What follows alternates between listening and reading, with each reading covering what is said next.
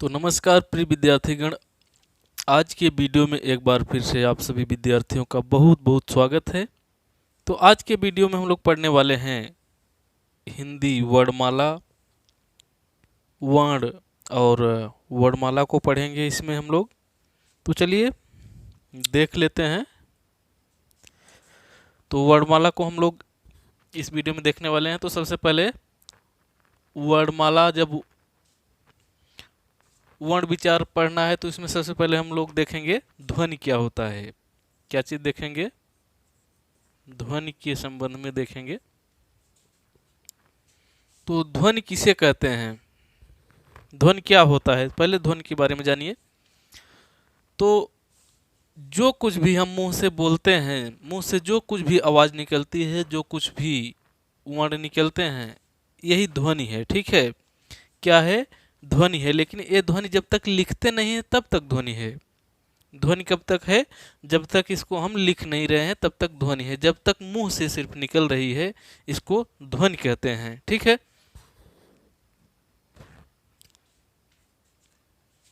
यानी कह सकते हैं जो कुछ भी हम बोलते हैं, जो कुछ भी कुछ हम बोलते हैं, हम बोलते हैं, जो कुछ हम बोलते हैं, यही क्या है? ध्वनि है। ठीक है, जो कुछ भी हम बोलते हैं यही क्या है? यही ध्वनि है। ठीक है, और वर्ण क्या होता है? वर्ण को देख लेते हैं। वर्ण क्या होता है? तो यही ध्वनि, जो कुछ भी हम मुंह से बोल रहे हैं, जो कुछ भी बोल रहे हैं, इसी ध्वनि को जब लिख देंगे, जब लिपिबद्ध कर देंगे तो इसी को क्या कहेंगे हम लोग? इसी को वर्ण कहेंगे। ठीक है, ध्वनियों का लिपिबद्ध रूप कह सकते हैं, ध्वनियों का लिखित रूप कह सकते हैं, या लिपिबद्ध रूप, लिखित रूप। ध्वनियों का लिखित रूप क्या होता है? वर्ण होता है। लेकिन एक एक बात और इसमें ध्यान रखना है, वर्ण का खंड नहीं किया जा सकता है। ठीक है, वर्ण का खंड नहीं किया जा सकता, खंड नहीं किया जा सकता।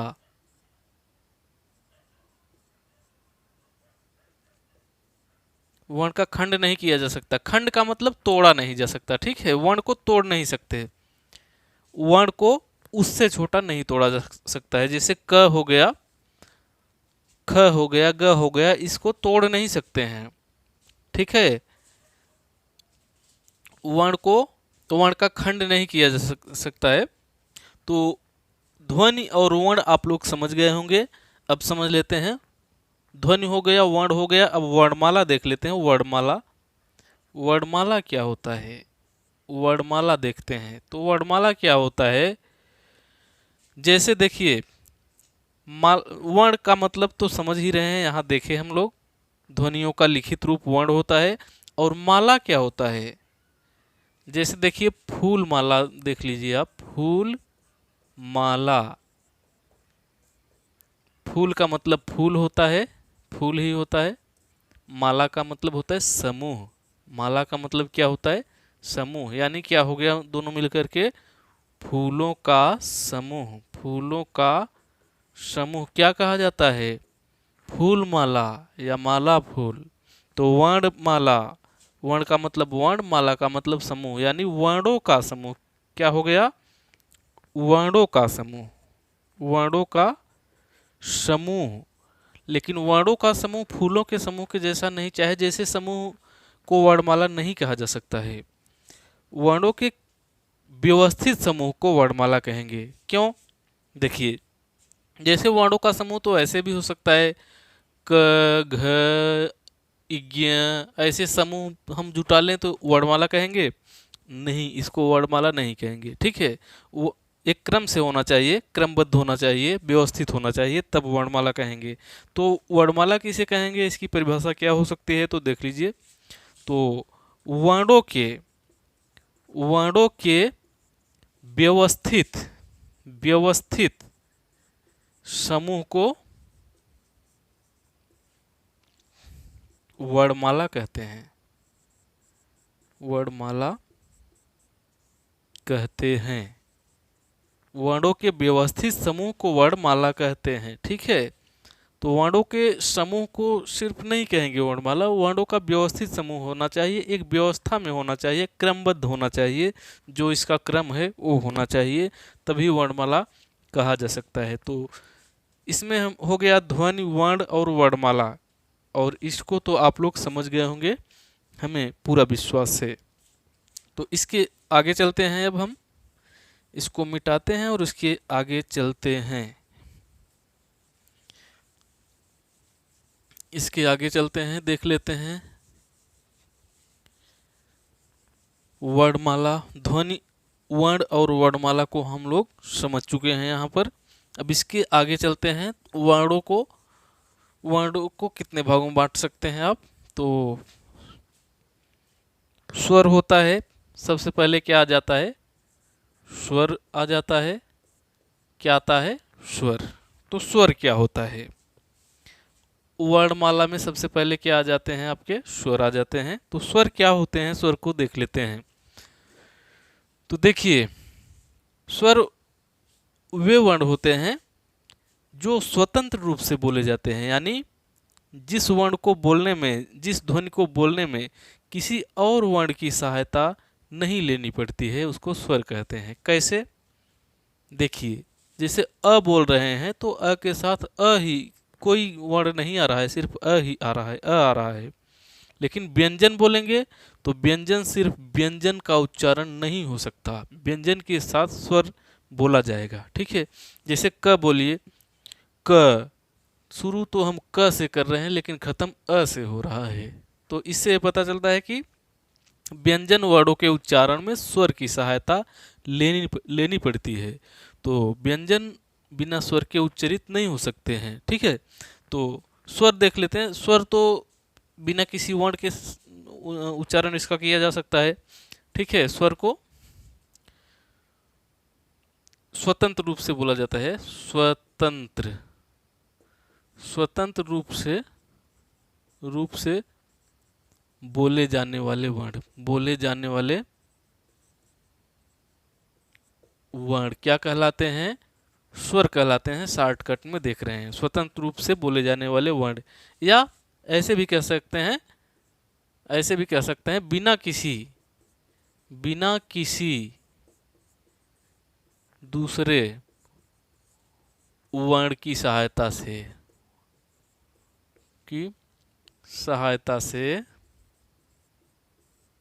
से बोले जाने वाले वर्ण, बोले जाने वाले वर्ण क्या होते हैं,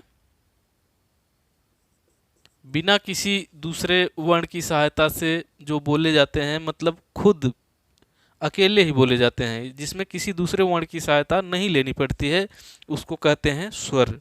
तो स्वर समझ गए होंगे। तो स्वर कितने होते हैं, हिंदी में स्वरों की संख्या 11 है। हिंदी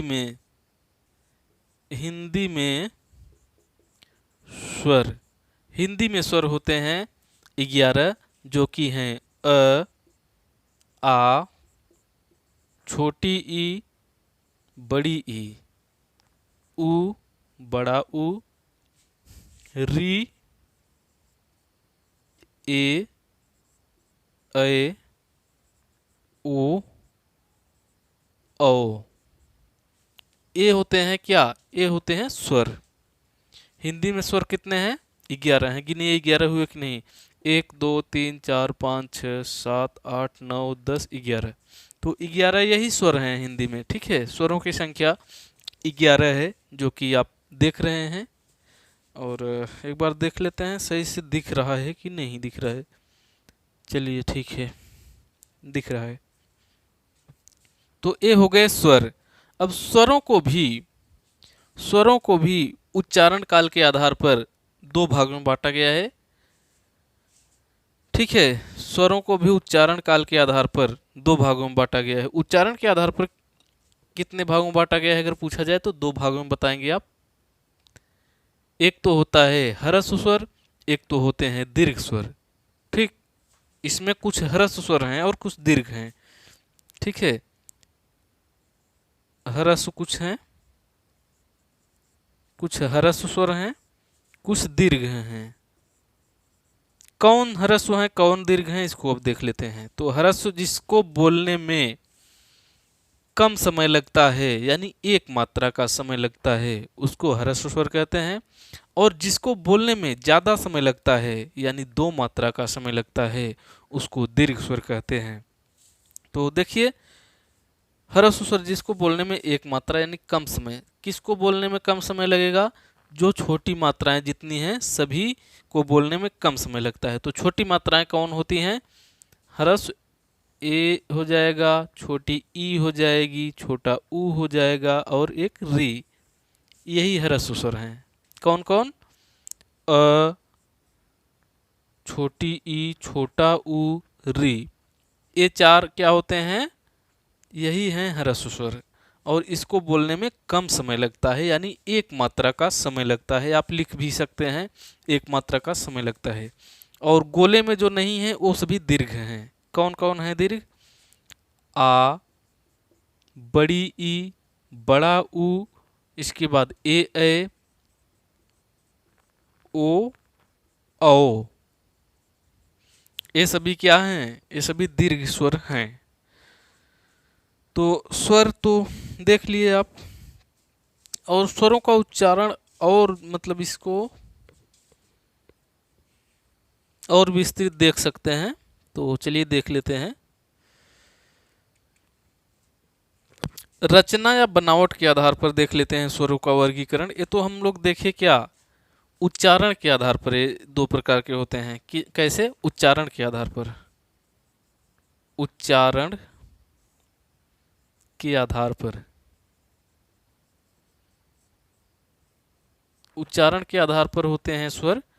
दो प्रकार के होते हैं, एक ह्रस्व स्वर होता है और एक दीर्घ स्वर होता है। तो उच्चारण काल के आधार पर हम लोग देख चुके। अब देखते हैं रचना या बनावट के आधार पर, देखते हैं रचना या बनावट के आधार पर स्वरों को कितने भागों में बांट सकते हैं, तो देख लेते हैं।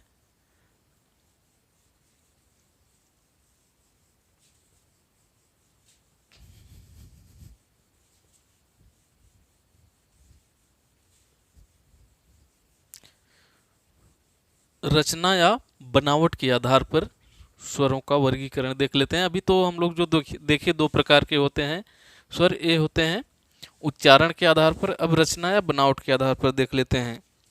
रचना, बनावट या निर्माण या व्युत्पत्ति के आधार पर, रचना या बनावट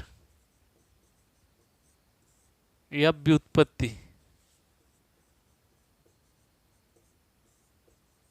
के आधार पर, ठीक है। रचना, बनावट या व्युत्पत्ति के आधार पर स्वर को देख लेते हैं। तो रचना या व्युत्पत्ति के आधार पर स्वर को दो भागों में बांट सकते हैं। एक तो होता है मूल स्वर, क्या होता है, मूल स्वर होता है। एक होता है बनावटी स्वर जिसको कह सकते हैं संधि स्वर भी कह सकते हैं, इसको संधि स्वर भी कह सकते हैं, ठीक है। एक तो होता है मूल स्वर, एक होता है संधि स्वर। तो मूल स्वर कौन से होते हैं, मूल स्वर होते हैं चार होते हैं मूल स्वर। कौन कौन से, वही ह्रस्व जो होते हैं वही मूल स्वर भी होते हैं, ठीक है। ह्रस्व स्वर,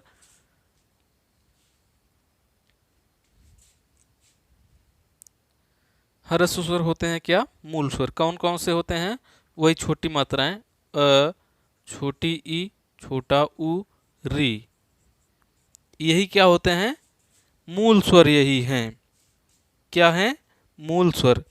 और संधि स्वर कौन होते हैं, संधि स्वर जो मूल स्वरों के मिलने से बनते हैं, संधि स्वर उसको कहते हैं। जैसे अ प्लस अ बराबर आ हो जाएगा, ठीक है। अ प्लस अ बराबर आ, और ई प्लस ई बराबर बड़ी ई, ऊ प्लस ऊ बराबर बड़ा ऊ, ये हो गया। और एक ये हो गया आ ई ऊ। इसके बाद देखिए अब इसमें से मिलकर बनेंगे कुछ, जैसे अ प्लस ई बराबर होता है ए, ठीक है। और ए होता है अ प्लस ए बराबर होता है ए, ठीक है ना।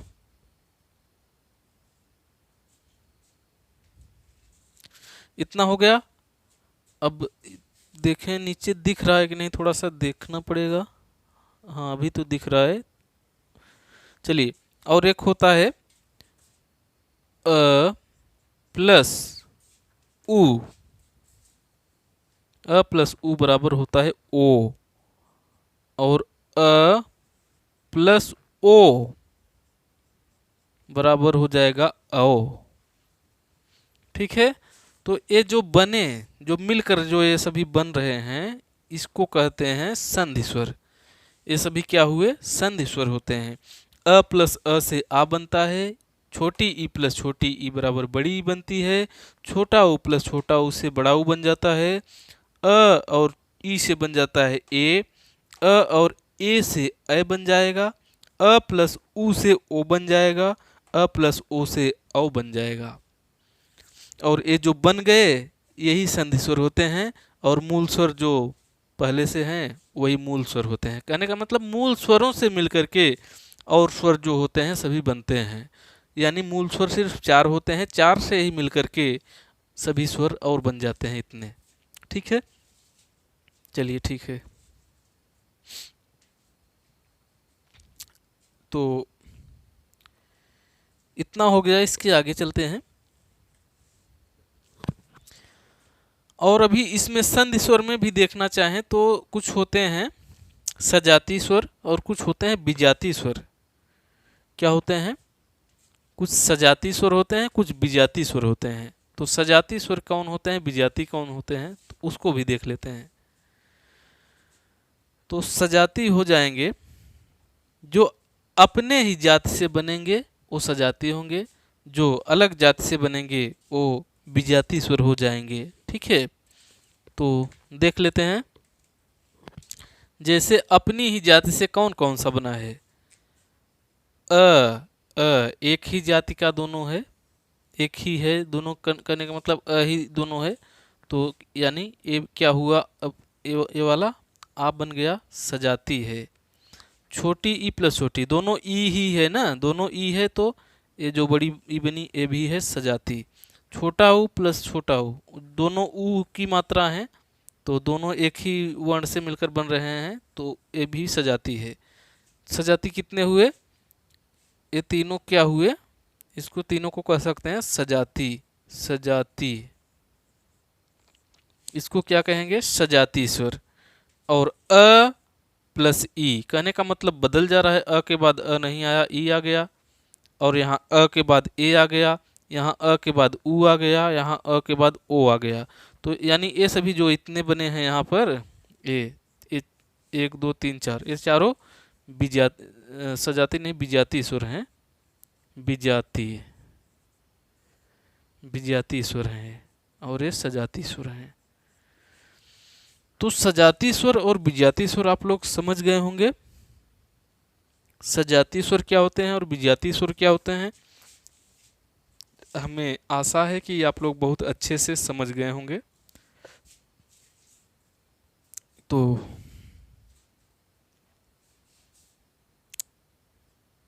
चलते हैं आगे, इसके आगे चलते हैं।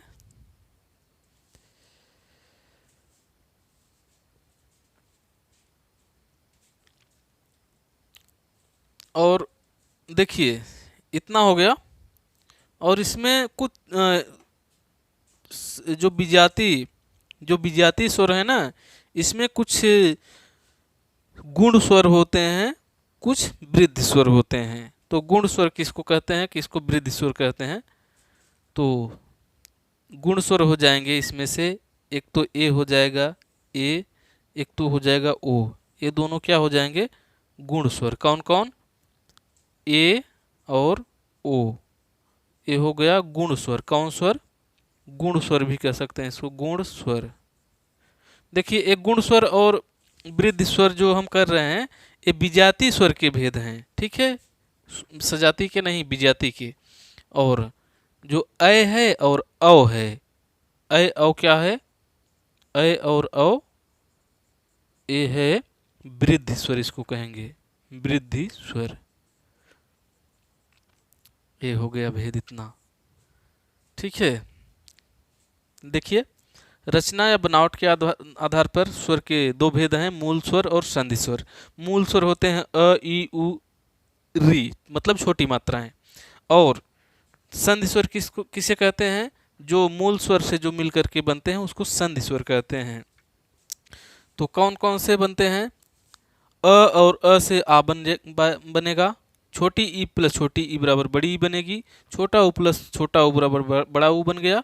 और ये तीनों होंगे सजाती स्वर होंगे, ये जो तीनों बने हैं, ठीक है। आ बड़ी बड़ी ई बड़ा ऊ, ये तीनों सजाती स्वर हैं।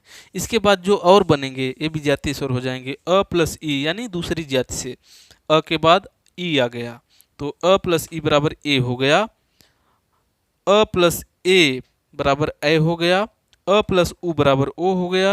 अ प्लस ओ बराबर अ हो गया, ठीक है। तो ये सभी जो बन गए ये विजातीय स्वर हो गए। और विजातीय स्वर को भी दो भागों में बांट दिया गया है, एक तो गुण स्वर, एक वृद्धि स्वर। तो गुण स्वर कौन होते हैं? गुण स्वर होते हैं ए ओ, ये दोनों गुण स्वर हैं। और अ औ ये दोनों वृद्धि स्वर हैं। इसको भी आप लोग ध्यान रखेंगे। तो यहाँ तक हो गया और आप लोग समझे होंगे बढ़िया से, हमें पूरा विश्वास है। इसके आगे चलते हैं।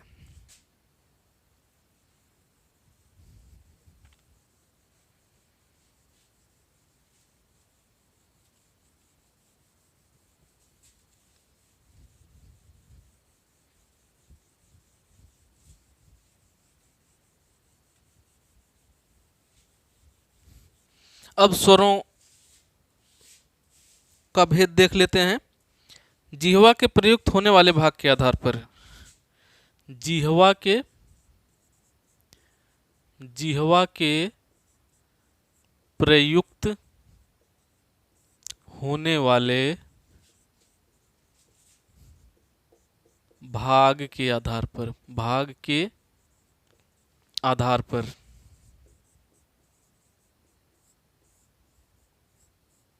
जिह्वा के प्रयुक्त होने वाले भाग के आधार पर, मतलब जीभ का कौन सा भाग प्रयोग हो रहा है उसके आधार पर देख लेते हैं। तो इसके आधार पर तीन भागों में बांटा गया है।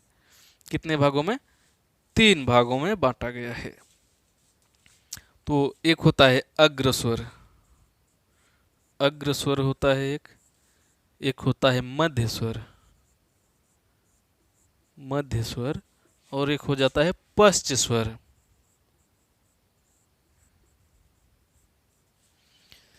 देखिए अग्रस्वर, मध्य स्वर, पश्च स्वर, मतलब जीभ का अगर आगे वाला भाग काम कर रहा है ज्यादा तो अग्रस्वर होता है, बीच का भाग काम कर रहा है ज्यादा मध्य स्वर होगा, पिछला अंदर का भाग काम ज्यादा सक्रिय है तो पश्च स्वर होगा। तो देखिए अग्रस्वर कौन कौन से होते हैं, एक ट्रिक के द्वारा आप लोग याद कर लेंगे, कभी नहीं भूलेंगे। एक ट्रिक के द्वारा याद कर लेंगे। तो आपको याद करना है आप मध्य स्वर में, मध्य स्वर सिर्फ मध्य स्वर में सिर्फ एक ही होता है अ। और पश्च स्वर में यही ट्रिक है जिसमें जिसमें तीन जैसी आकृति बने,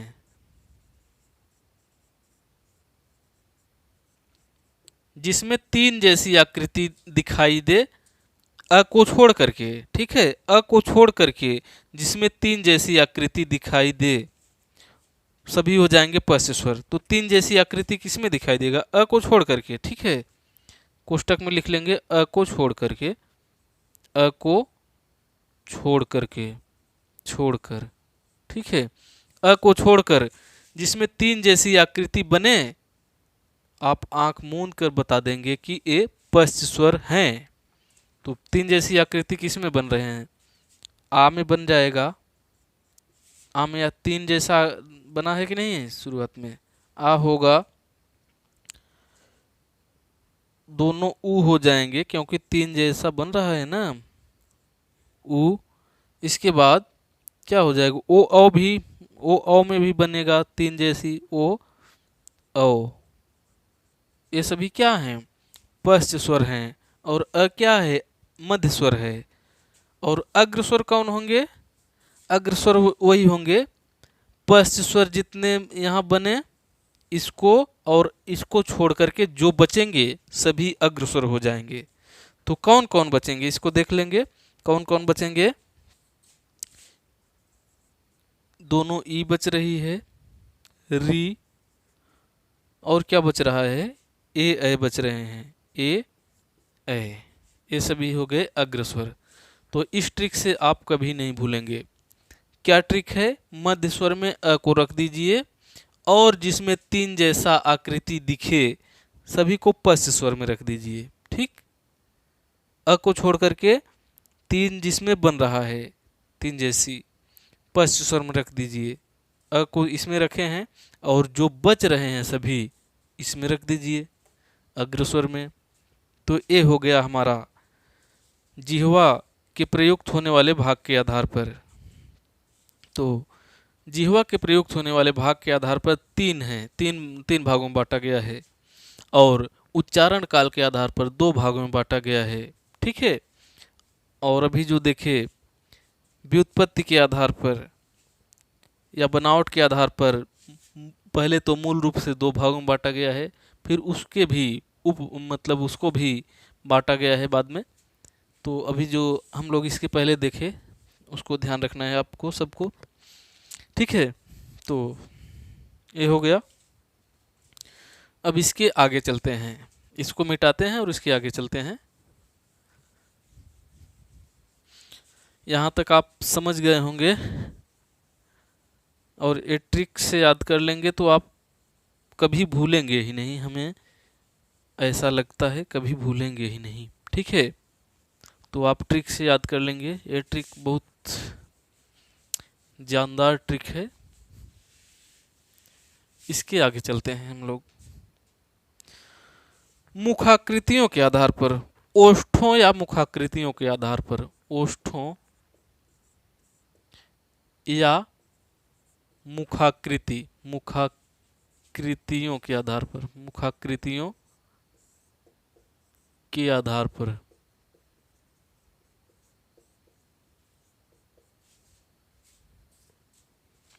ओष्ठों या मुखाकृतियों के आधार पर, तो ओष्ठों या मुखाकृतियों के आधार पर दो भागों में बांटा गया है। एक तो होता है वृत्तमुखी। क्या? वृत्तमुखी। वृत्तमुखी कहिए चाहे वृत्तमुखी कहिए। ठीक है, वृत्तमुखी भी कह सकते हैं आप, वर्तुल भी कह सकते हैं इसी को। इसी को वृत्ताकार भी कह सकते हैं, गोलाकार भी कह सकते हैं, गोलाकार भी कह सकते हैं। और इसको कह सकते हैं अवृत्तमुखी। अवृत्तमुखी यानी जिसमें वृत्त जैसा मुख न हो। इसको अवृत्तमुखी को प्रसृत भी कहते हैं। इसको आप लोग याद रखेंगे, ये भी दे सकता है प्रसृत। प्रसृत का मतलब होता है फैला हुआ। ठीक है, प्रसृत भी दे सकता है एग्जाम में। अवृत्तमुखी देगा तो समझ जाएंगे, क्योंकि वृत्तमुखी का उल्टा अवृत्तमुखी। तो वृत्तमुखी किसको कहेंगे और अवृत्तमुखी किसको कहेंगे, यानी प्रसृत किसको कहेंगे? वृत्तमुखी वही होंगे जिस स्वर को बोलने में ओठ गोल वृत्त जैसी आकृति बने। वृत्तमुखी यानी वृत्त जैसी आकृति, गोल आकृति बने जिस स्वर को बोलने में। तो किसको बोलने में गोल आकृति बनेगी? एक तो बनेगा ऊ बोल रहे हैं तो गोल हो जा रहा है ओठ, ऊ, दोनों ऊ। इसके बाद ओ, इसको भी बोलने में हो रहा है ओ, इसको भी बोलने में गोल हो जा रहा है ओठ। और प्रसृत, जिसको बोलने में गोल ना हो, यानी प्रसृत माने फैल जाए, तो किसको बोलने में फैल जा रहा है? अ को बोलने में थोड़ा सा फैल रहा है, यानी गोल नहीं हो रहा है, इसको ध्यान रखना है। चाहे फैले चाहे गोल ना हो, इसको ध्यान रखेंगे। आ, इसमें भी गोल नहीं हो रहा है। ई जब बोलेंगे तो आपका ओठ फैल जाएगा। ई। इसके बाद क्या हो जाएगा? ए ए। ठीक है, ये हो गए आपके अवृतमुखी और इधर वृत्तमुखी। वृत्तमुखी में जो वृत्त जैसी आकृति बन जाए बोलने में, वो वृत्तमुखी होते हैं। जिसको बोलने में वृत्त न बने वो अवृतमुखी होते हैं, यानी प्रसरित होते हैं। तो इतना आप लोग समझे होंगे। इसके आगे कल देखा जाएगा। अगर ये वीडियो आप लोगों के लिए ज्ञानवर्धक रहा हो तो इस वीडियो को लाइक करेंगे, चैनल को सब्सक्राइब करेंगे और शेयर करेंगे वीडियो को। और इस चैनल पर इस तरह के वीडियो आप सभी को मिलते रहेंगे। हम मिलते हैं आप सभी से फिर किसी नेक्स्ट वीडियो में। तब तक के लिए नमस्कार।